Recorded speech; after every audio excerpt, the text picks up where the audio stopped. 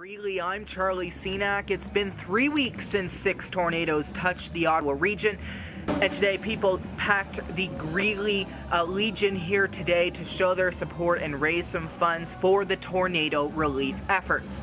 Now, the organizers tell me the money raised here today will go towards all of the affected areas, whether it be Dunrobin, Arlington Woods, Medhurst, the Quebec side, everywhere that was touched in some way, shape, or form by these tornadoes. Now, here's the interesting thing.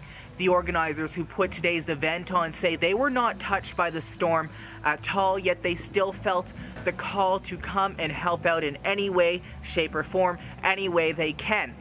But we wanted to reach out and help the best way we could, and we thought, and she came up with the greatest idea, a fundraiser. So how this event all started was the community started to come together. People started donating things for the live auction. Bart's Catering from Barrhaven, Daryl Bartross stepped up to cook the meal for tonight. He cooked it and brought it here, donated all of the food so this event would go on. Graham Richardson from CTV also volunteered his time to MC the night here today. There's live performances, musical performances currently going on the stage just inside this building here behind me. I'm sure you can actually hear them still rocking out. Now, this all comes after 6 tornadoes hit the Ottawa region. Dunrobin, of course, being hit the worst with an F3 tornado that touched that area. This is a century storm. The last time anything like that happened before in the month of September was back in 1898. Then another tornado hit the Arlington Woods area. That was an F2 tornado.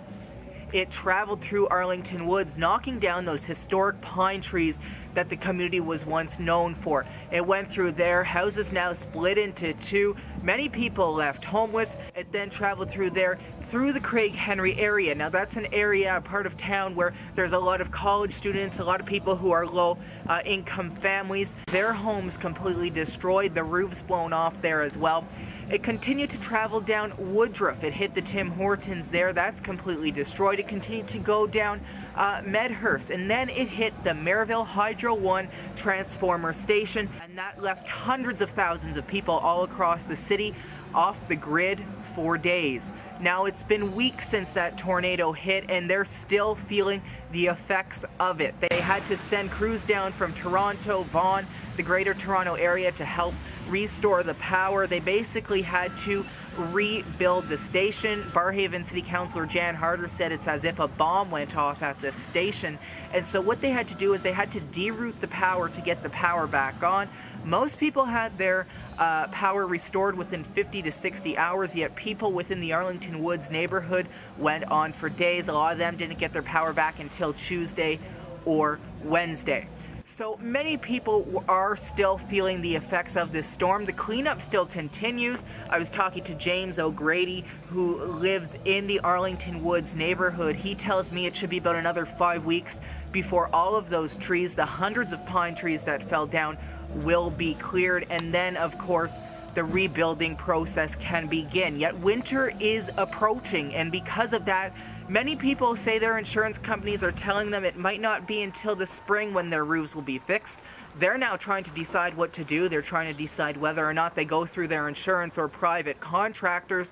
I was talking to one woman the other day, and she said, although, you know, she has the means to pay for this, her insurance company is telling her to stay with them.